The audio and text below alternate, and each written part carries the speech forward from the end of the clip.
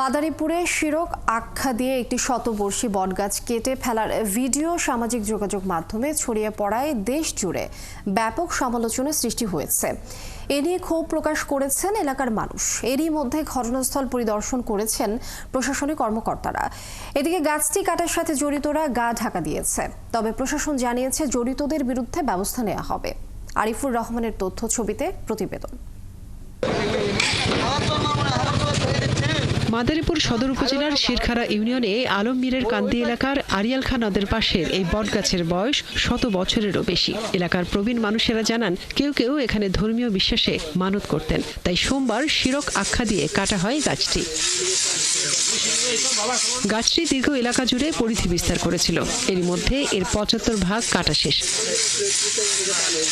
গাছ কাটা শেষ হওয়ার আগেই এর ভিডিও ছড়িয়ে পড়ে সামাজিক যোগাযোগ মাধ্যমে।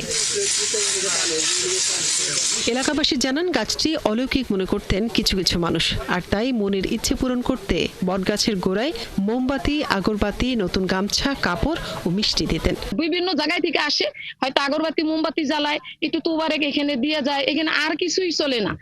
এইটুকুর জন্যই তারা এই গাছটারে তারা কোন রাত্রে কাটছে নাকি সকালে কাটছে আমরা কেউ জানি না। এসে দিই গাছ কাটা গাছটা কেন বেশি আমার একজনের স্বপ্নে দেখাইছে যে জায়গায় দিবা তোমরা, সে আবার ননদকে হাই জিনিস আমরা ওখানে দিতাম। দেখলাম আইসা বট গাছের কাছে খোবাখুবি করতে আছে, আমরা আর ভালো মন্দ কিছু বলি নাই, কে যে এটা হানে মনের ভিতরে তো ই আছে যে হানে কি করবো, কাজকর্ম নাই, আয়া কাটতাছে এটারে। এখানে কিছু কিছু লোক আছে, তাদের ইন্ধনে এই বট গাছটা কাটা হয়েছে। তারা বললো যে বট গাছে শিরক করে মানুষে, কিভাবে শিরক করে, এখানে পূজা দেয়, বাতি জ্বালায়। আসলে এটা আমরা দেখি নাই কেউ পূজা দিতে, এখানে কোনো হিন্দু বাড়ি নাই, সবই মুসলমান। গাছ কাটার ভিডিও চোখ এড়ায়নি বন বিভাগ ও উপজেলা প্রশাসনের কর্মকর্তাদের। দ্রুত তারা ঘটনাস্থল পরিদর্শন করেন এবং অভিযুক্তদের বিষয়ে তদন্ত করে প্রয়োজনীয় ব্যবস্থা নেওয়ার আশ্বাস দেন। তাদেরকে আমরা ডেকেছি যে কি তারা কেন এই কাজটা করলেন, কি বিষয়। তারা এখন মূলত তারা বুঝতে পেরেছেন যে এই জিনিসটা তাদের ঠিক হয়নি কিংবা কোনো একটা সমস্যা হয়েছে। তারা এখন কিছুটা গা ঢাকা দিয়েছে। তবে যারাই এই ধরনের অন্যায় কাজের সাথে কিংবা কোনো ধরনের অন্যায় কাজের সাথে জড়িত থাকবেন, আমরা তাদের বিরুদ্ধেই ব্যবস্থা। এলাকার লোকজন জানান, গাছটির মালিক হান্নান হাওলাদার। তিনি মাত্র 1500 টাকায় এটি বিক্রি করেন, যদিও ঘটনার পর থেকে তাকে খুঁজে পাওয়া যাচ্ছে না। মনিরা কাজুরি, ৭১। দর্শক, এই বিষয়ে বিস্তারিত আমরা জানবো। এই মুহূর্তে মাদারীপুর থেকে যোগ দিচ্ছেন সহকর্মী আরিফুর রহমান। আরিফুর, গাছটি এখন কি অবস্থায় আছে, আর গাছ প্রসঙ্গে তো বিস্তারিত জানবো, সেই সাথে প্রশাসন এ বিষয়ে কি ব্যবস্থা নিচ্ছে জানাবেন।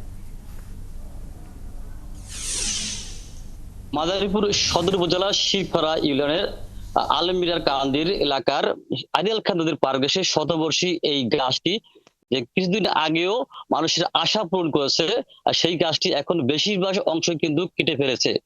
এই গাছটি কিন্তু একটি মহিলার দ্বারা একটি স্বপ্নযোগে তাকে পেয়েছে যে এই গাছটির কাছে আসলে গাছটির কাছে কোনো কিছু দাবি করলে সেই তার আশা পূরণ হবে। সেই থেকে কিন্তু বেশ কয়েক বছর আগে থেকে কিন্তু এই গাছের সাথে কিনারা এসে গাছের কাছে এসে বিভিন্ন মানত বা সদগা, দান খরাত, বিভিন্ন আগরবাতি, মোমবাতি এবং হিন্দু ধর্মাবলম্বী যারা আছে তারা কিন্তু এই গাছের এখানে পূজা করতো এবং নতুন কোনো শাড়ি, গামছা, লাল কাপড় এগুলো কিন্তু বেঁধে রাখতো। আর এগুলা বেঁধে রাখার কারণে যেহেতু হিন্দুরা যখন যখন এটারে পূজা করতো, তখন এটা ইসলামের যারা আছে, যারা মুসলিমরা আছে, তারা এটা শিরক হিসাবে আখ্যায়িত করতো। শিরক হিসেবে আখ্যায়িত করার কারণে তারা এই গাছটি কেটে ফেলার একটি সিদ্ধান্ত গ্রহণ করে।